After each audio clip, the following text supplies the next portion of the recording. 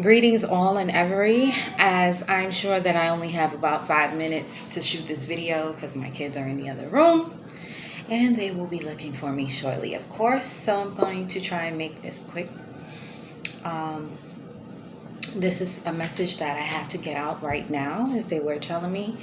It's been over a couple of days that I've been receiving this message, and it has to do with the men in the black community as far as spirituality and the different sorts of attacks and things of that nature that has been on against us, has been cast against us as a cultural community from the inception of the takeover, is what they said. From the inception of the takeover, there has been a grand plan that has been put in place when the adversary came into play. When the adversary came into play, they had certain things that they wanted to do, and then they mapped out certain things according to our behavioral traits, and that was very hard. They first had to figure out how to even get control and throw us off and things like that. However, there's also background things that go along with that, such as the seasons of existence that I'm not going to talk about here. You can look those up if you wish. So certain cultures call them the seasons of existence. Certain people say different ages. Different people call it different things, but it's the seasons of existence that there are, based in thousands of year chunks.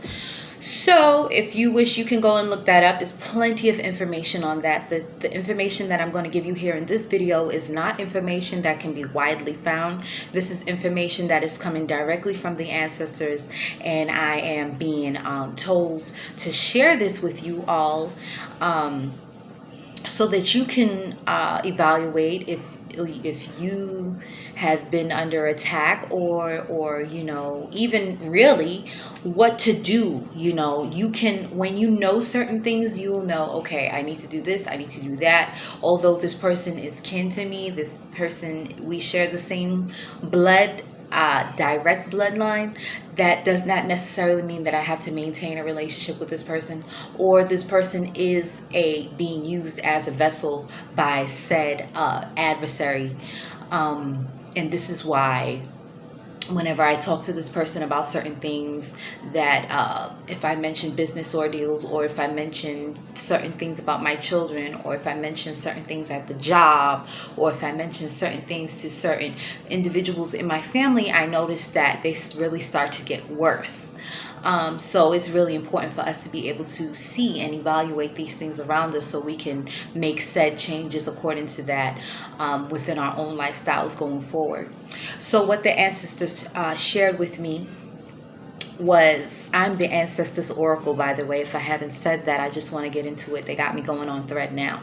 So what the ancestors have shared with me is that at the beginning of the takeover, they had the plan, as I mentioned, and a part of the plan was, once they got us to a certain point where they had the men separated and the women separated, and slavery was in full swing, the plan was that they were going to have certain cult groups that would be headed. The heads of these groups would be other black men, which would only be a cover, which would be a co-op, which would be a cover-up for what really was. These cultist groups were set into place to give these men false hopes of abundance, false hopes of financial gain, false hopes of gain all around the board. Women, sex, but mainly finances, and being able to be free of the captive, free of the slave owner. So there were these cultist groups that were created. And within these cultist groups, the heads of these groups knew what was going on, but they had pretty much already sold out. And then what they also said to me was there would also even be there would be white men who would be dressed as black men, playing as if they were black men. So now what happened in these cultist groups is that these men would go to these groups. Some of them would have children. Some of them would have wives. They would use their children as offerings to join this cultist group.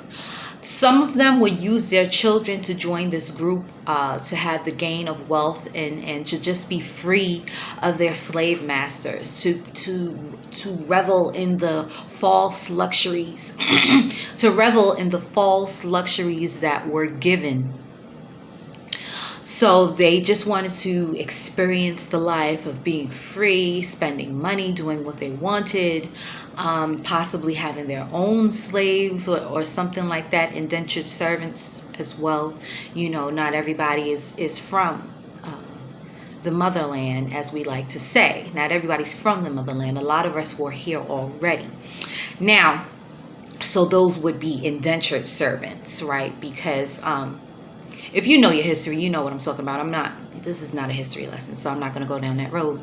But now, some were indentured servants as well. And there was this false thing. If you come in... Okay, my daughter scared the crap out of me. She poured the puzzle out. I have a puzzle in a box. And she just poured it all out on the floor. So she's putting that together. Sorry about that. Now, let me catch my thread. Get me back on thread, please. Join us in these groups and we will you can experience all of this. You can live in this. You will be set free. You won't have a master. You'll be the master, right? Now, for some men, they sacrifice their children. They sacrifice their marriages. And some men who did not have children, right? Or, okay, so for some men, they didn't have children. Or for some men, they've given me a lot of groups. Slow down, please slow down. So they're giving me a couple different groups here. For some, follow me. For some men, they didn't have children. For some men, they just left their families, never called them, never went back, nothing, just fell off the face of the earth. Wife didn't know what happened. For other men, they literally used their families, children as the sacrifice to join this group, because there was a sacrifice that they had to give to join this group. The sacrifice that they gave determined their tier in the group, because this was a tier group. You know how this whole system works is you know, everything is pretty much levels to this, but the bigger your sacrifice as you went in, the higher you were coming in. So, okay, certain men did certain sacrifices. Now, for the men who did not have any children, they were told that after you die, pretty much you can't have children. So they would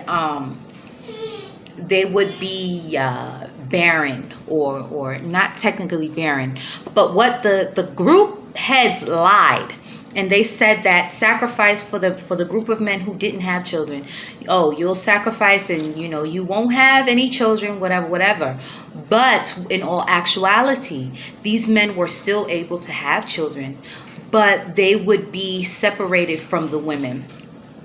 Okay, they would have children with women, and then the women would just disappear, or the women would be like, he's crazy. Or, you know, when you're dealing in certain cultist groups and things like that, a lot of times there are no explanations for the reason why things happen, other than this is a part of the cultist group. This is a part of the way that it works.